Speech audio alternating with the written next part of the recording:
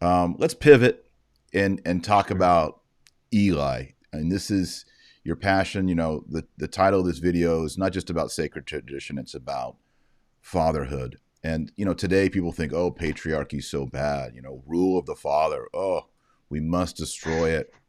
But true fatherhood, true masculinity is power, it's strength, it's danger, united to love and sacrifice. That's what I say. It's all the Yeah. strength of masculinity, but it's serving a sacrifice. That's what we see, of course, with the Holy Trinity. And that's what I see in your life, Chad. So can you tell us about your son and just the journey you've been on with him, with your wife and the family? When I said at the beginning of the program that something happened in my life that brought me to a radical reversion or conversion to the faith, in May of 2005, one of my former students asked me a question I'd never been asked before. He said, "Hey, Coach Judice, what's your greatest fear?"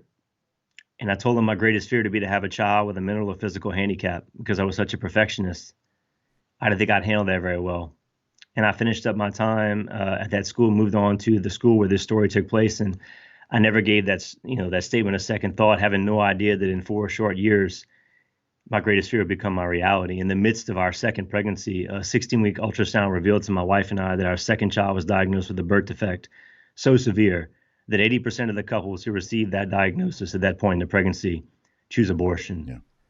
And we chose to pray for a miracle.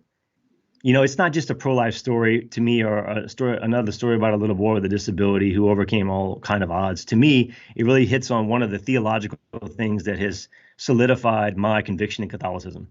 It's about redemptive suffering. Yeah. And I tell people all the time, look, if you don't have a child with a special need, everybody right now, especially what's going on in the world, is dealing with something, right? So just take whatever it is you're dealing with and put it in the place of my son, and you're going to relate to every single thing you're reading or hearing me say when I give that presentation. And he has defied the odds. We had a lot of little miracles along the way, little signs that God was with us. God showed me He doesn't take our suffering away from us, but He does promise to be with us every step of the way through it. It enhanced my devotion to the Blessed Mother when I was scared. And, when you're fearful, you have trouble seeing things with the eyes of faith, Mm-hmm. and it tests your faith. But I ran to the rosary. People rallied around me in the rosary, prayed the rosary with me, prayed and prayed and prayed. And, my son can do things that medical science said he wouldn't be able to do. And for a long time, I really thought that that was the miracle. But as I've grown deeper into it, I realized that my son was never the one. He is paralyzed physically, but he was never the one paralyzed in his faith. I was.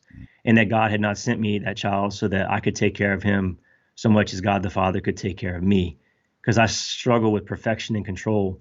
And I have to wake up every day as a dad and embrace this very challenging situation where I have somebody who has beat the odds intellectually, but physically can't do 90% of what you and I do for ourselves. And when I get off of work and I go home, my real job starts because I got to provide care for him in the evening because nobody else can anymore.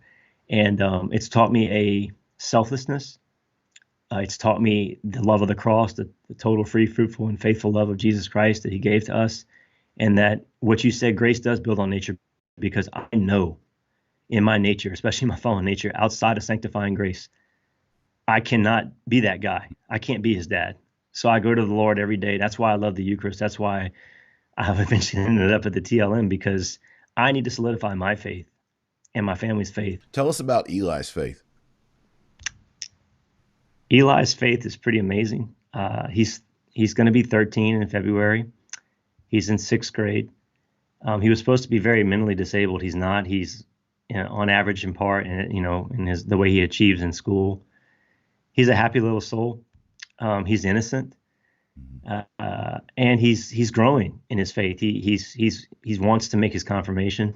Mm-hmm. He wants to go to mass, and he really does impact the faith of everybody he encounters. We've had 4 or 5 young men from our fraternity be caregivers for him, because my wife is a neonatal intensive care unit nurse. She's done that for 20 years.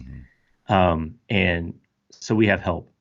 And I can see the impact he has had on those young men. And it's given me a chance to evangelize and minister to them.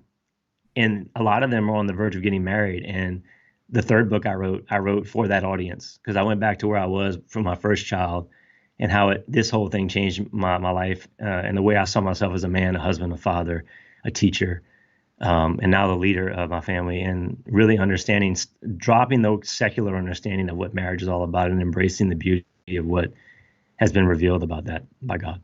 Yeah.